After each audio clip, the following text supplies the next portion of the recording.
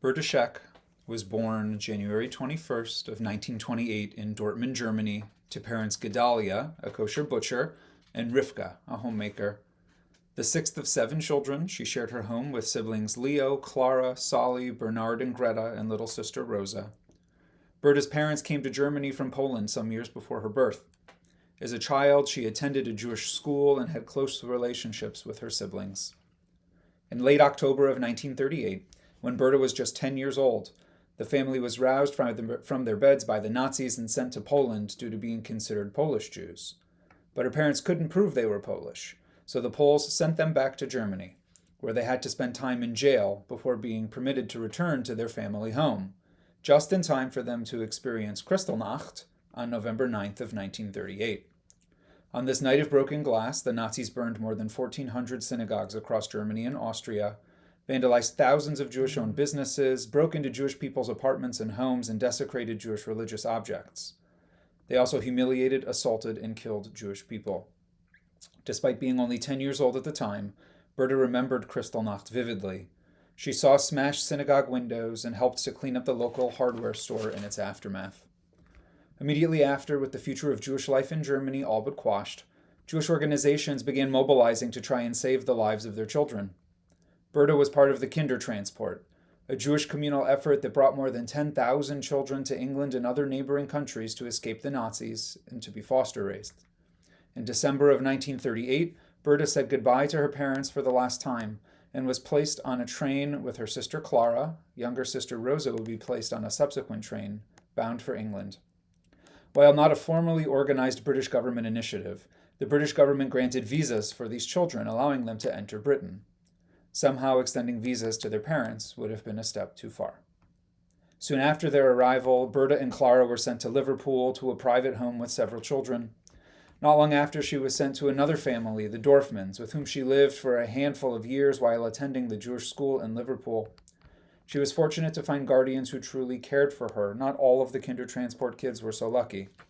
Remarkably, it only took Berta 3 months to become proficient in English. Now, these were still the war years, and Liverpool was not immune from Axis attacks, which at times required the Dorfmans with Berta in tow to vacate the city, and with Berta even staying with a different family for a period of time. Gas masks were always nearby. At age 14, Berta received the last communication she would ever receive from her mother and sister Greta. She later learned that they had been deported to the concentration camp in Riga, Latvia, where they would never be heard from again. She also learned that her father had been deported to Poland, where he was ultimately murdered in Auschwitz. Berta never spoke much about her parents. Soon after, before the age of 15, Berta was in the working world, doing typing and shorthand work, sharing some of her earnings with the Dorfmans. Eventually, the big city called, and at age 17, she moved to London, where she lived for several years before volunteering for the Israeli army around the time at the founding of the state. She shared with family that she learned to throw hand grenades, but spent most of her time serving as an English typist. She never went into much more detail about her time there. After her time in Israel, Berta returned to London before deciding to come to the USA in 1952 with her sister Rosa. Their cousin Eddie Brooker sponsored them, and his mother Rose embraced Berta as her own. She settled in the Bronx, living in an apartment with her sister Rosa. And then, in 1954, as she was vacationing in Virginia Beach with friends from Montreal, she met the man who, spoiler alert, would become her husband of 70 years, Army Reserve Officer Philip Wesler. Impressed by her beauty and swimwear and English accent, their first date was the night they met as Phil took her to the officers' club for dinner. She apparently had already refused an invitation from a different officer, who they ran into that evening at the club, which was only mostly awkward. Their remote courtship began, with Phil in Virginia and Berta in New York. Later that summer, as Phil was stationed in Washington, D.C. for 2 weeks of reserve duty, Berta also came to town and they went out several times.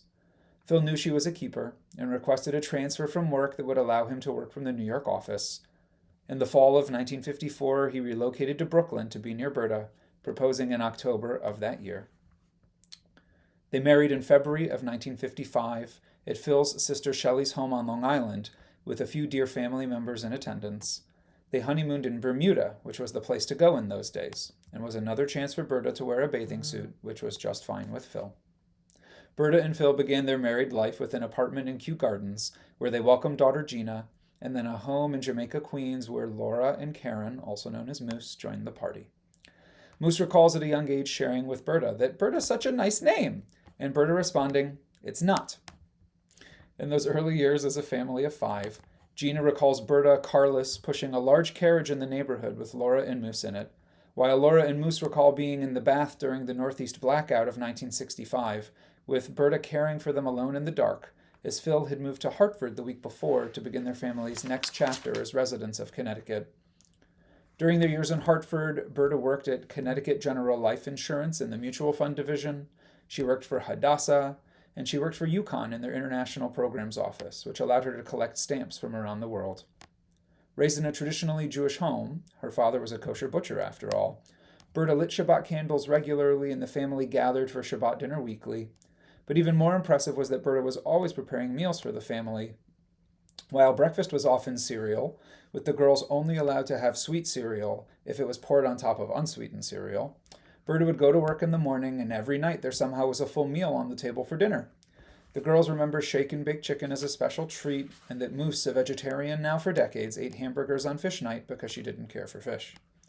Berta's specialties were her red cabbage, brisket, various kugels, and mandel bread, and it wasn't uncommon for the family to host dinner parties for Phil's clients, with Berta doing the cooking and Gina helping as her sous chef. Family vacations over the years included trips to New Hampshire, where the food was just a bit different than at home, Swanson TV dinners for the win, and to New Orleans, where they received a hard hat tour of the Superdome while it was being constructed. These road trips were a chance for the family to bond, to do silly character voices, and for Phil to capture everything on camera, resulting in family movie and slideshow nights once back home. The family maintained a special kinship with England, both because the country had effectively saved Berta's life by granting the Kindertransport children visas, and because Berta bore a striking resemblance to Queen Elizabeth II. Laura recalls hearing of an episode where Berta was traveling and the people around her thought she was the Queen traveling undercover. Gina remembers a family trip to visit England when she was 10 years old. She got to meet some of Berta's friends there and got to meet the Dorfmans, who she'd heard so much about. Images of that trip remain vivid in her mind.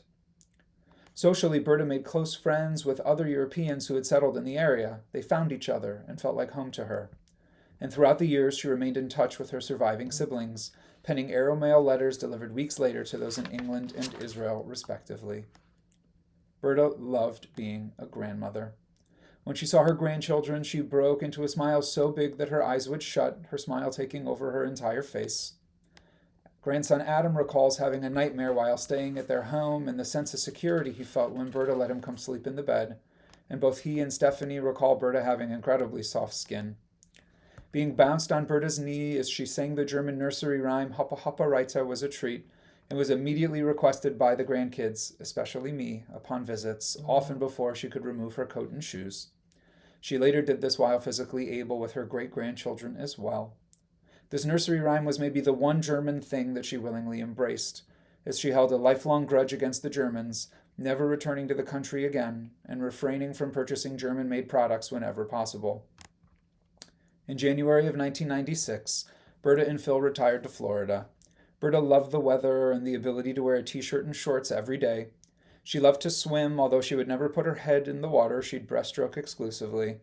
But the desire to be closer to her grandkids meant that she would give up the tropics for the Bay Area. There's a quote widely attributed to Mark Twain that described Berta's experience in the Bay Area. "The coldest winter I ever spent was a summer in San Francisco." After leaving Florida, she was always cold. But the warmth of family and being close to grandchildren David and Danielle was too special to pass up. David recalls Berta making the best toasted Safeway bagels with butter. They just tasted better when she made them. And both David and Danielle recall an episode where they continually asked Berta to refill their milk glasses in an alternating pattern, with one finishing their cup just as she had placed the carton back in the fridge, and then the other asking her to take it back out, and then the other finishing their cup just as she replaced the carton again. This resulted in 6 to 7 trips to the fridge and lots of giggles, with Berta happily playing along. Berta spent her golden years as part of the Rossmore community, and then the Byron Park community in Walnut Creek. She was a prolific knitter, making sweaters, hats, booties, and more for family and for donations to those in need. She was a lover of music and the theater, volunteer ushering with Phil at the opera and symphony, making friends and taking in incredible performances. She was a skilled Scrabble and Rummy Cube player, and she loved to eat chocolate. Berta and Phil loved to go on cruises together, visiting Mexico multiple times, Hawaii, the Panama Canal, Venezuela, and Alaska, and they took trips with Moose and Patty too, to places like Sedona and the Grand Canyon. As the grandkids grew up, Berta wasn't shy about asking granddaughter Stephanie when she was going to get married, and once married, when she was going to have a baby. She also, while proud of Stephanie for choosing to move to Israel and enlist in the IDF, questioned why she'd give up so much at home to make the leap, reflecting that in her own youth, she hadn't had anything to give up when doing so. Last year, she got to meet Stephanie's daughter Sylvie, the youngest of her 7 great-grandchildren, for the first time, after which she immediately turned to Danielle and said, "You're next." Berta's humor was dry and sassy, and she had the special ability to deliver zingers with a straight face. Her opening line to family members upon greeting them was, "Do you come here often?" always pronouncing the T as Brits do. Berta's life could have been solely defined by the iconic photograph of her on her exit papers from Germany, as a young, wide-eyed, scared refugee child of 10, leaving the world she knew and her parents behind. But the life and family she built in the aftermath of that trauma are her true legacy. Berta is survived by her devoted husband of 70 years, Phil, her children Gina and Arthur, Laura, Moose and Patty, her grandchildren Daniel and Miriam, Adam and Sherry, Stephanie and Itai, David and Danielle, her great-grandchildren Jonah, Micah, Atara, Benjamin, Jacob, Nathan, and Sylvie, her sister Rosa, her niece Gina Scheck, and other beloved extended family members and friends.